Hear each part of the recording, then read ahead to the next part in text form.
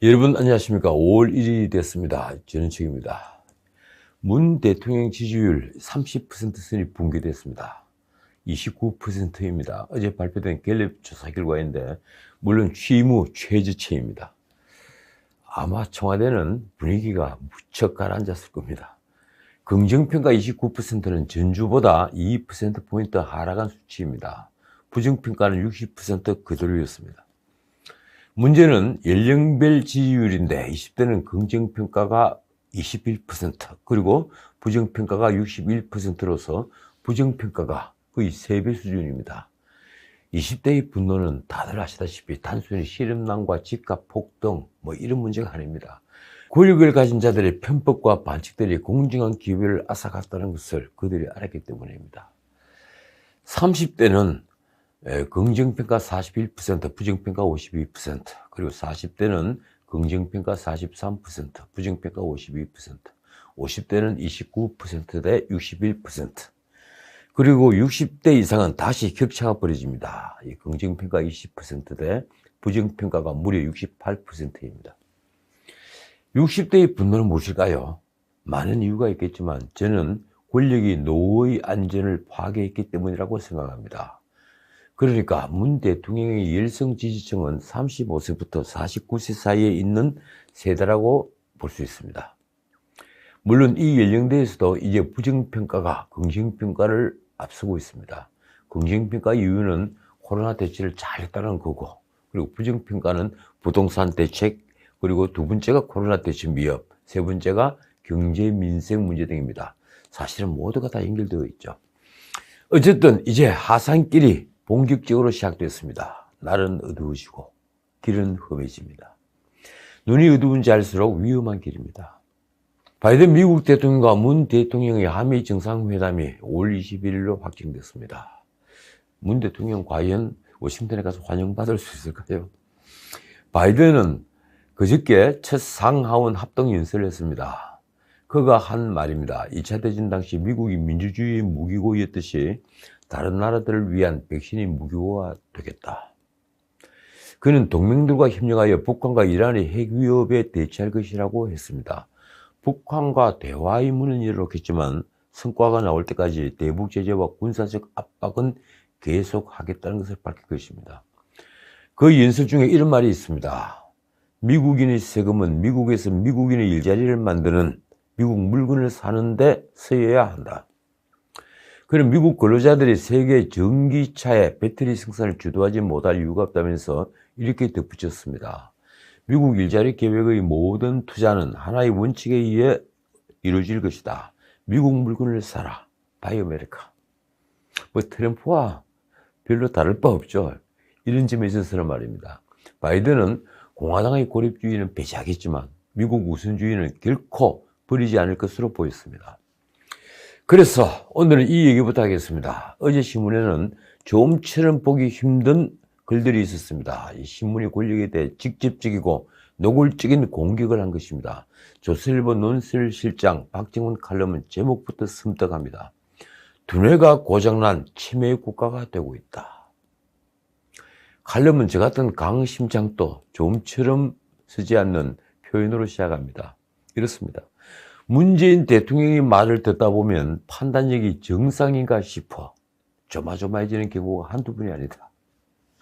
이 방송에서도 몇 차례 말씀드렸지만 칼럼은 최근 문 대통령이 뉴욕타임스 인터뷰에서 트럼프식 대북 접근을 따를 것을 촉구한 것과 그리고 얼마 전 보아오 포럼에 얼굴을 내밀어 미국 우선주의를 때리고 시진핑을 지켜세움을 두고 이렇게 탄식하고 있습니다. 이런 자해가 어디 있는가? 그 다음 문장에 전곡을 찔렀습니다. 이 국가 경영에도 진영의 격차가 존재한다. 칼럼은 국가의 진영이란 곧 전략적 문제 해결 능력이라고 말합니다. 그런데 국가 경영의 두뇌 기능에 이상 징후가 나타나기 시작했다는 것입니다. 백신만이 코로나 종결자가 될 수 있다는 상식을 무시하고 기이할 정도로 실제 개발에 집착한 것이 그것입니다. 제가 어제 방송에서 말씀드린 대로 결국 백신 조교 확보 실패는 국정 최고위층, 바꿔 말하면 문 대통령이 잘못된 판단이 낳은 참사였습니다. 비서실장의 친구라는 센트리온 회장의 말만 믿고 백신의 중요성을 간과한 것인데 비선에 기댄 기형적 의사결정이 나라를 백신 거지로 만들었습니다. 이건 최순실의 경우처럼 권력의 사회화가 아닌가요? 다시 칼럼은 문 대통령이 사실을 보는 눈을 의심합니다. 현실과 동떨어진 상황인식으로 백신이 없는데도 긴 터널이 끝이 보인다는 말은 제가 듣기에도 정말 황당한 말이었습니다. 문정부 4년 동안 소득주도 성장, 탈원전, 부동산 역주행, 그리고 청년들이 사다리 걷어차기, 가혹한 기업 규제, 재정 파탄, 맹목적인 북한과 중국 추종까지 전력가들이 맡아야 할 국가 경영의 운전석을 이념가들이 차고 앉아 자해와 달 것 없는 의사결정을 했다고 칼럼은 지적합니다. 그래서 결론은 이렇습니다. 통치 엘리트들이 전략 대신 이념, 과학 대신 맹신, 미래 대신 과거에 빠진 나라가 제대로 갈 수는 없다. 요사이 젊은이들 표현으로 한 말씀 드리겠습니다. 격렬하게 찬성하는 글입니다. 자, 두 번째 글은 역시 조선일보 사설입니다. 제목이 이렇습니다. 어슬픈 정치 흉내, 홍남기 부총리 제6분내나 지키길. 아마 사설에서 노골적으로 개인을 공격한 것이 지난번 조국 이후 홍남기가 처음일 겁니다. 그러니까 지금 국무총리 대행을 맡으면서 달아난 목이 잠시 붙어 있다는 홍남기를 아주 직접적으로 공격을 한 사설입니다. 사설의 지적처럼 그는 요즘 과잉입니다. 너무 지나치다는 얘기죠. 저도 기막혀 했지만 1분기 GDP 성장률이 1.6%로 나오자 그는 빅 서프라이즈라고 했습니다. 이미 충분히 예상된 실적인데 사실 경제학자들이 다들 미리 얘기한 내용인데 그는 마치 세계가 경제 폭망인데 우리만 예상을 깨고 대성공을 거둔 것처럼 호들갑을 떨었습니다. 권력에 그렇게 잘 보여야 합니까? 사설은 홍 장관대로 그 말을 최악의 상황을 보내고 있는 서민, 자영업자, 청년 실업자들 앞에서 해보라고 야단칩니다. 늘 지적하지만 노인들 세금 알바를 빼면 고용 참사입니다. 게다가 부동산 정책은 온 국민을 절망케 하고 국가 채무와 가계부채는 언제 터질지 모르는 두 개의 뇌관이 되어 있습니다. 그 책임자인 홍남기는 자화자찬에 지금 빠져 있는 겁니다. 사설은 이렇게 지적합니다. 멀쩡한 공기업들을 부실 덩어리로 만들고 충실하던 고용보험기금, 건강보험기금을 파탄 상태로 만들었다. 지금 자화자찬할 때인가? 그러고 보니 이 정부의 특징 중의 하나가 바로 자화자찬입니다. 솔직히 그는 너무 정치적입니다. 재난지원금이 재정에 부담으로 작용하는 걸 뻔히 하니까 늘 면피용 쇼를 했습니다. 한두 번이 아니죠. 이 사설은 홍남기가 걸핏하면 야당과 언론을 향해 목소리를 높인다고 썼습니다. 지난 대정부 질의가 대표적입니다. 야당 의원이 백신 수급 차질을 지적하자 이 잘못된 뉴스라고 언성을 높였습니다. 그 언성 높인 게 뉴스가 될 정도였습니다. 백신 꼴찌 국가의 총리 대행이 대놓고 그걸 가짜뉴스로 몰아가니 듣는 사람이 기가 막혔습니다. 그는 비정규직은 늘고 일자리는 줄었다는 지적에 화를 냈습니다. 아나무인이 따로 없었습니다.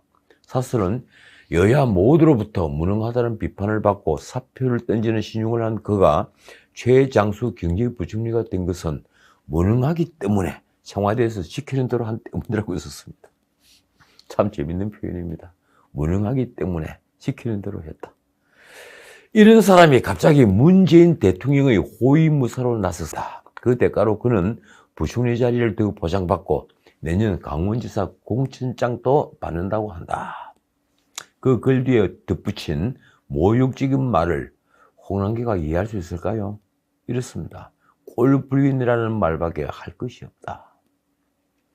문 대통령부터 이 접종 속도가 문제라는 지적을 했는데 어제 기막힌 뉴스가 있었습니다. 이 동아일보 헤드라인입니다. 화이자 부족한 서울 1차 접종 예약 중단. 이 접종의 속도를 내라는 문 대통령의 말은 어떻게 된 걸까요? 5월부터 서울에선 75세 이상 노인들에게 백신 1차 접종 예약이 중단될 것으로 보인다는 뉴스입니다. 이제 화이자 백신이 모자란 탓입니다. 2차 접종자가 늘어나면서, 그러니까 1차 접종자 숫자는 3주 뒤에 2차 접종을 해야 됩니다. 그 2차 접종자가 늘어나면서 신규 접종자가 맞을 물량이 부족해진 것이죠. 우려했던 2분기 백신 가뭄이 현실이 된 것입니다. 29일 오전 서울시는 각 자치구에 보낸 긴급 공지를 통해 5월부터 고령층 접종 예약을 전면 중지해달라고 지시했습니다. 대신 당분간 1차 접종 3주 후 받게 되는 2차 접종만 진행한다고 합니다. 서울뿐이 아닙니다. 부산시도 백신 물량이 부족해 1차 접종 중단을 검토 중이며, 대구시도 29일 방역당국으로부터 계획된 화이자 백신 절반만 공급한다는 통보를 받았습니다. 화이자 백신은 29일 0시 기준으로 총 211만 7천 회분이 도입되는데, 이 중에 144만 3천 회분이 접종했어요. 남은 양은 약 67만 회분입니다. 그 중에 1차 접종자는 128만 명입니다. 최근 하루에 약 15만 회씩 집중이 이루어지니 4, 5일분 정도가 남은 상황입니다. 그리고 이 물량으로 1차 접종자, 2차 접종밖에 못하는 거죠. 화이자 백신은 주기적으로 도입되는데 5월 6일 43만 회분이 들어온다고 합니다. 그래서 방역당국은 백신이 부족하지 않다고 합니다. 그런데 백신 접종 속도를 감안하면 상당 양이 2차 접종이 사용될 수밖에 없어 당분간 1차 접종은 쉽지 않는 것만 확실합니다. 지금 1차 접종만 받고 2차 접종을 대기하는 사람이 워낙 많기 때문이죠. 어쨌든 4월 접종자 300만 목표는 달성했습니다. 단 1차 접종자입니다. 질병청은 백신 접종자 수가 29일 오후 3시 30분 현재 300만 명을 넘었다고 했습니다. 상황이 이런데 홍남기 장관은 29일 국립중앙의료원 중앙예방접종센터에 가서 백신 접종은 속도전이라며 접종 순서가 왔을 때 국민들께서 주저함 없이 기꺼이 접종에 동참해달라고 말했습니다. 어떻게 한 치 앞을 내다보지 못합니까? 그런데 홍남기가 28일 또 다른 발언을 내놨습니다. 이번에는 정부 서울청사에서 열린 중앙재난안전대책본부 회의였습니다. 올해 말이나 늦어도 내년 초에 국내 백신이 개발될 수 있도록 전임상, 임상, 생산, 전 주기에 걸쳐 총력 지원 중이다. 그는 백신 수급 문제의 근본 해법 중 하나가 백신 자주권의 확보로서 국내 백신의 개발이라며 이렇게 말했습니다. 현재 국내 백신은 5개 기업에서 임상 시험을 진행 중으로 이 중에 2개의 백신이 임상 2상을 개시하여 하반기에 3상 진입이 예상된다. 올해 예산 687억 원을 집중 지원하고 있다. 현재 임상 2상 진행 중인 국내 백신은 제넥신과 셀리더입니다. 언론 보도가 그렇습니다. 그러자 너무 앞서가는 발언으로 혼란을 자초한다는 지적이 나왔습니다. 전문가들이 내년에 국산 백신이 개발돼도 실제 접종에 사용될 것으로 보지는 않고 백신 자주권은 장기적인 기술과 생산 능력이 쌓여야 하는 부분이라고 지적을 한 것입니다. 국산 백신 연구 개발을 맡고 있는 권준욱 국립보건연구원장이 한 말이 오히려 진솔합니다. 그가 4월 15일 브리핑에서 한 말입니다. 이 국내 백신 치료제 연구 개발에 있어 기대 이상의 속도를 내지 못하고 있다. 결국 백신 개발은 실패를 각오한 재정 투입과 믿음, 그리고 기다림이 필요한 과정이다. 자, 누구 말이 맞는 것일까요? 홍남기 장관이 틀렸을 겁니다. 이러니 신문이 홍남기가 문 대통령의 호위무사가 되었다고 하는 것입니다. 문 대통령을 비난하는 내용의 위인물을 뿌렸던 시민단체 대표 김모 씨가 모욕죄 죄명으로 송치가 됐습니다. 기소 의견입니다. 아마도 기소될 것이라고 합니다. 2019년 7월 국회에서 북조선이 개 한국 대통령, 이런 표현과 여권 인사들이 친일파의 후손이라는 내용이 담긴 위인물 수백 장을 뿌린 혐의입니다. 김 씨는 휴대전화를 석 달간 압수당했고 경찰에 10차례 소환되어 조사를 받았습니다. 그런데 모욕죄는 피해자가 고소를 해야 처벌할 수 있는 친고죄입니다. 따라서 피해자인 문 대통령이 고소장을 냈을 것으로 추정할 수 있습니다. 물론 대리인을 통해 고소를 했겠죠. 김 씨를 기소 의견으로 검찰에 송치한 경찰은 고소인이 누구인지 밝히지 않았습니다. 당사자에게도 가르쳐주지 않았다고 하는군요. 신문사설이 이 점을 지적했습니다. 대통령 욕해 기분 풀리면 좋은 일이라던 문, 뒤로 국민 고소. 그 말은 문 대통령이 후보 시절 제가 실전이라는 프로그램에서 던진 질문에 답변을 했던 내용입니다. 그런데 사실이 지적했다시피 대학 캠퍼스에 대통령을 풍자하는 대자보를 붙인 청년들을 경찰은 압수수색까지 했습니다. 그러고도 처벌할 법률이 마땅치 않자 건조물 무단 침입이라는 제목을 뒤집어 씌웠습니다.